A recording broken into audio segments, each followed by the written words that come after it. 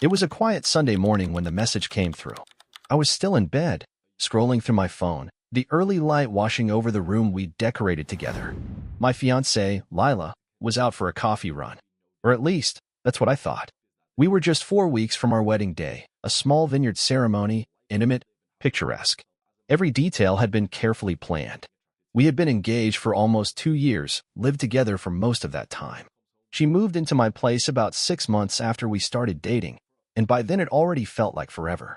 We blended our lives completely, clothes, furniture, even bank accounts. I made more money, so I handled most of the financial burden. It never felt like a problem. That's what people do when they're building a life together, right? Then came the text. No warning. No context. Just 10 words that dropped into my life like a grenade. Wedding's off. All further communication via my lawyer. At first, I thought it was a mistake. I sat up, staring at the screen. I checked the sender 3 times. It was definitely her. Lila, my fiancée. I waited.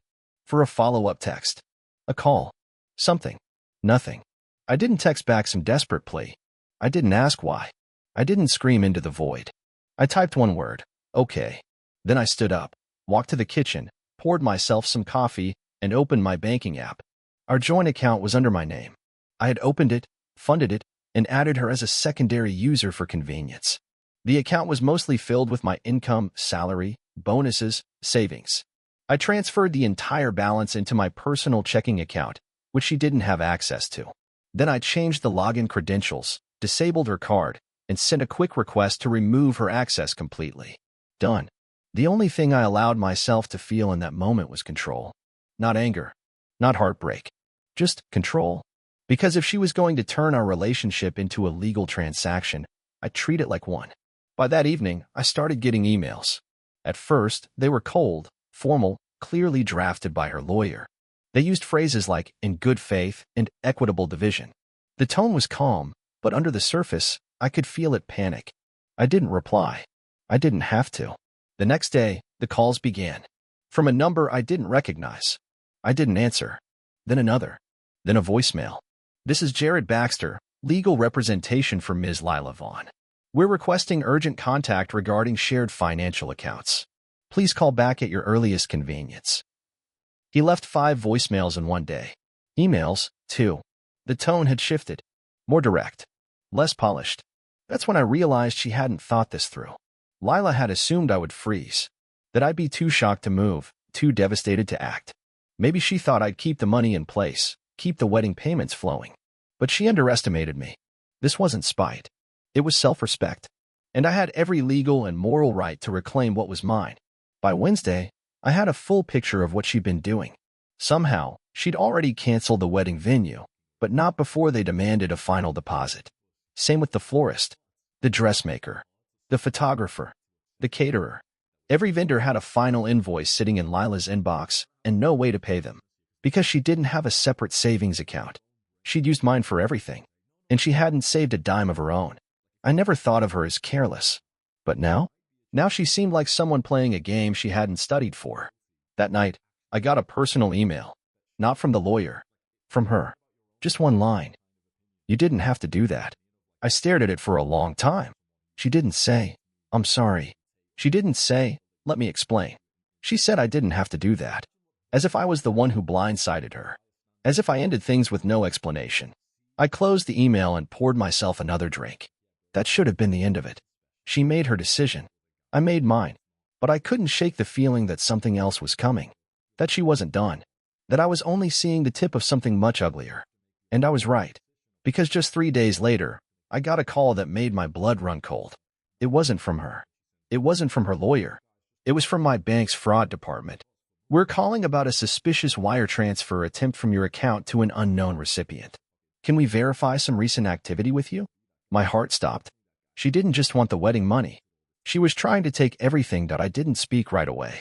I just held the phone, stunned, while the fraud rep on the other end repeated himself. Sir?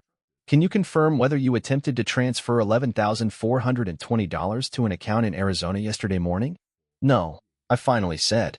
I didn't authorize that. Thank you, he replied calmly, typing in the background. We flagged the transfer and frozen your account for the moment, pending further review. We'll also initiate an internal investigation into the access point used. It didn't make sense. I'd changed all the passwords, revoked every device that had been linked to my banking profile. I even activated two-factor authentication. And yet, somehow, someone had gotten in. The only person who might have known my old credentials, and maybe some of the recovery answers, was Lila. And that's when it hit me. She must have tried logging in with old credentials, then used whatever she remembered about my first pet or my favorite teacher to get past the security prompts. And worst of all, I'd forgotten to change my email backup. She still had access to an older Gmail account we once used to share streaming subscriptions. She exploited that. Somehow, she weaseled her way back in, just long enough to attempt the transfer. The betrayal burned differently now. It wasn't romantic. It wasn't emotional. It was cold-blooded theft. I called Jared, the lawyer who'd been hounding me for days.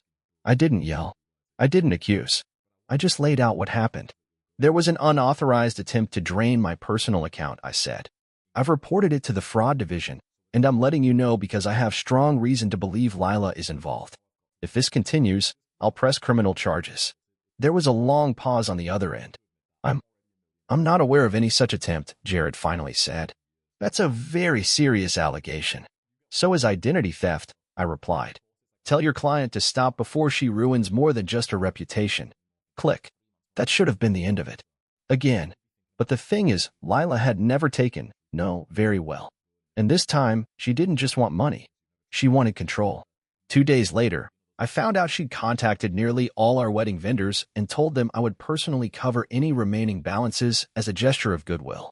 She framed it like I was the one who called things off, that I was leaving her at the altar and trying to save face. Most of them were sympathetic until I sent them the cancellation confirmation she had initiated. I began to feel like I was in a surreal chess game where every piece she moved was meant to box me in, not financially, but emotionally. Then came the worst part. She showed up at my office. I work in a secure building, access cards, lobby sign-ins, the whole deal. But somehow she got past it all. I came back from a meeting and there she was, sitting in the reception area with perfect posture, a tight smile on her face, like we were still engaged and everything was fine. Lila, I said carefully, glancing at the receptionist, who looked horrified. I just need 5 minutes, she said. She followed me to a private conference room without waiting for me to agree. I'm not here to argue, she began, standing instead of sitting. I just want you to understand what you've done. What I've done. I blinked. She took a breath, like she was preparing to deliver a monologue she'd practiced in front of a mirror. You humiliated me. I sent that text because I found something out. Something I couldn't ignore. But I wasn't trying to destroy you. I didn't think you'd cut me off like some stranger. That you'd pull the money without even giving me a chance to explain. Lila, you told me to speak to your lawyer. That was your explanation. She stepped closer. I was scared. I thought if I gave you space, we could revisit things later. But then you just vanished. I stared at her. You ended our engagement with a text. I panicked. She snapped, her composure cracking. I found something in your phone. I saw a name, Kara. Someone you were texting at night. I actually laughed. Out loud. Kara? Kara is my cousin. Her mouth opened. Closed again. She had a complicated divorce, I added. She texts late sometimes. I've been trying to keep that private because you said you didn't like drama. The silence between us stretched. You didn't even ask, I said. You assumed. Then you ghosted me. Froze me out. Tried to steal from me. And now you want sympathy? She looked smaller somehow. Her shoulders slumped. I didn't know. That's the problem, I said. You never did. I walked to the door, opened it, and nodded toward the hallway. Please don't come here again. That night, I got a message from Jared again. Only this time, it wasn't about bank accounts or vendors. It was a cease and desist. Lila was accusing me of emotional abuse, harassment, financial manipulation. I read it 5 times before I realized what she was doing. She was laying groundwork, trying to paint herself as the victim. But why? Why go to these lengths? Why destroy me when she was the one who walked away? Unless she wasn't the one who wrote that breakup text at all.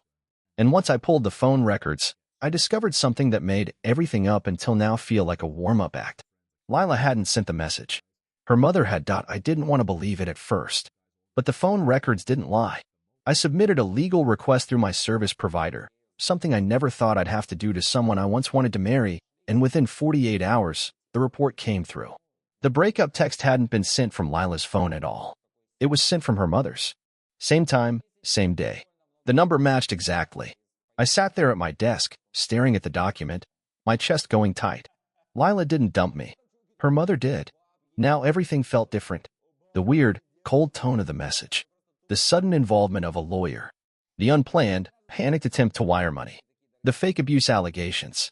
It was like I'd been under siege without even realizing the general wasn't Lila. It was someone behind her, pulling the strings.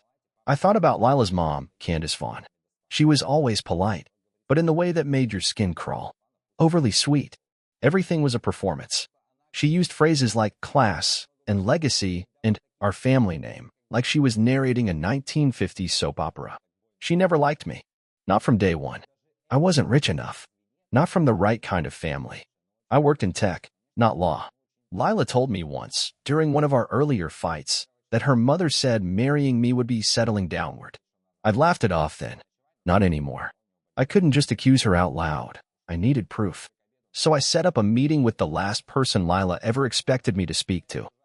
Her younger brother, Chris. Chris and I got along, but never talked one-on-one. Still, when I texted him and asked to meet, somewhere private, he agreed. He didn't even ask why. We met at a dive bar outside the city limits, away from any place Candace might run into us. Chris ordered a beer and barely made it through one sip before saying, "So you found out." I paused. "About the text?" He nodded. She stole Lila's phone the morning of the breakup. She told her she needed to make a call to the florist and never gave it back. Lila didn't even know the message had gone out until 2 days later. My stomach turned. Why didn't she just tell me that? I asked. Because by then, your bank account was already empty, Chris said quietly. She thought you were getting revenge. She thought you turned on her. I stared at him. And you just let it all play out? Chris looked wrecked. Guilt in his eyes. You think I haven't tried talking to her?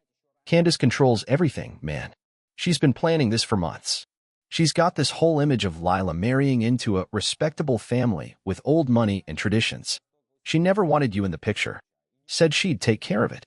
I leaned back, stunned. So she sabotaged her own daughter's engagement, tried to steal my money, spread lies to my vendors, filed a false legal complaint.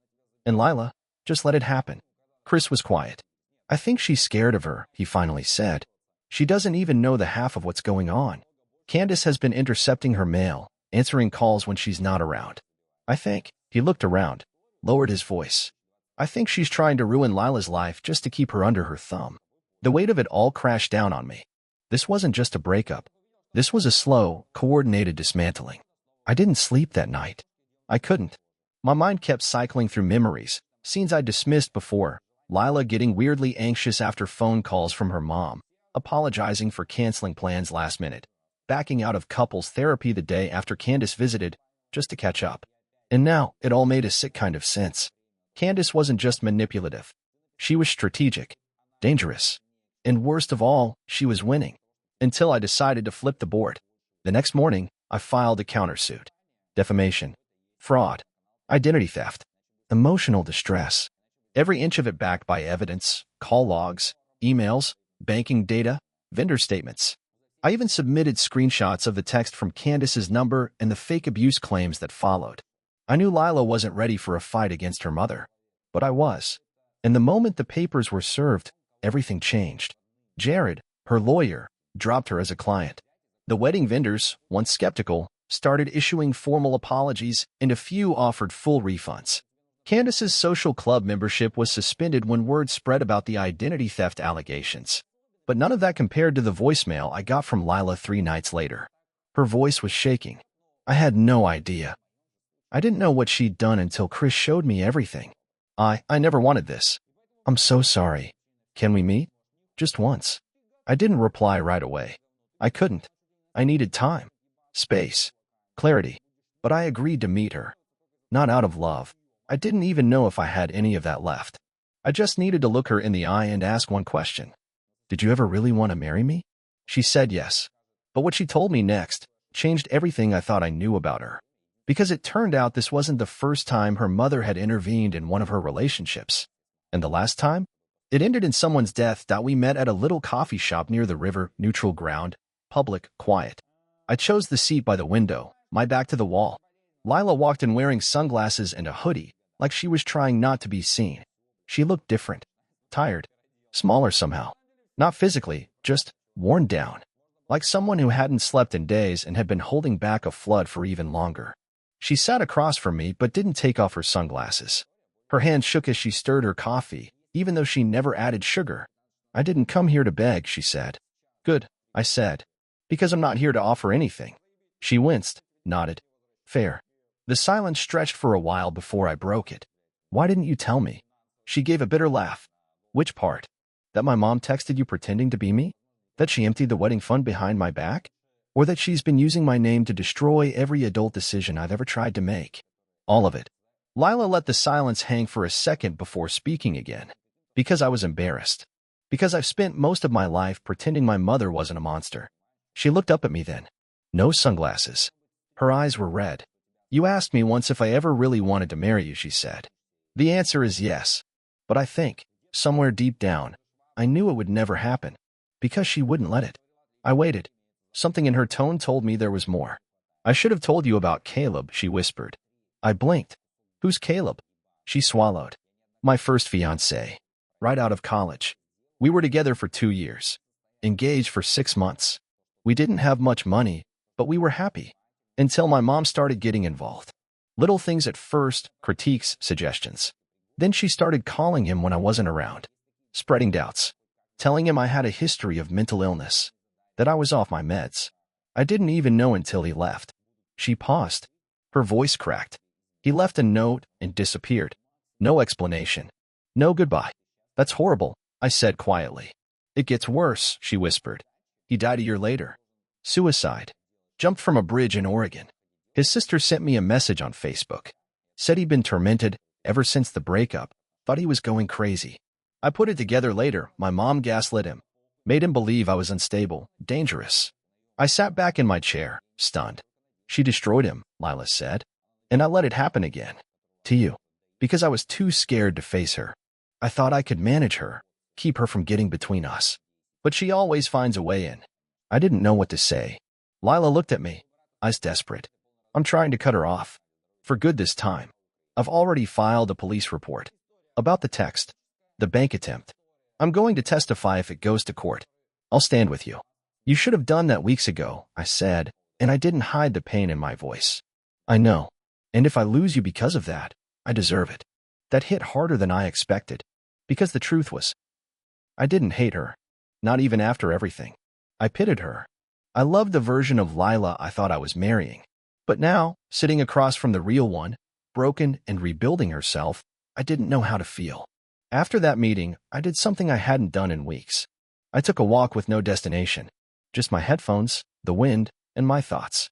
I thought about all of it, the betrayal, the chaos, the manipulation. But I also thought about how I had changed. I had learned to protect myself. To act with clarity, not impulse. When I got home, I opened my laptop and emailed my attorney. I dropped the countersuit. Not because I forgave Candace, I'd let the police handle her now. But because I didn't want to drag Lila through any more of her mother's wreckage. Letting go of that legal fire felt like reclaiming peace. 2 weeks later, Candace Vaughn was arrested for fraudulent impersonation, unauthorized access to financial accounts, and obstruction of legal proceedings. Apparently, I wasn't her first victim. She had a long history of manipulating vendors and financial documents, but it had always been swept under the rug. Not this time. Lila moved out of her mother's house and got her own apartment. She took a job at a nonprofit and started therapy. We kept our distance after that. Some wounds don't close in weeks. Some people you can't return to. Not because you hate them, but because loving them came at too high a price. I never got the wedding I paid for. But I gained something else. I learned that sometimes the most powerful word you can say in the face of betrayal isn't why. It's okay. Because it means, I see what you did. I understand who you are. And I'm moving on without you.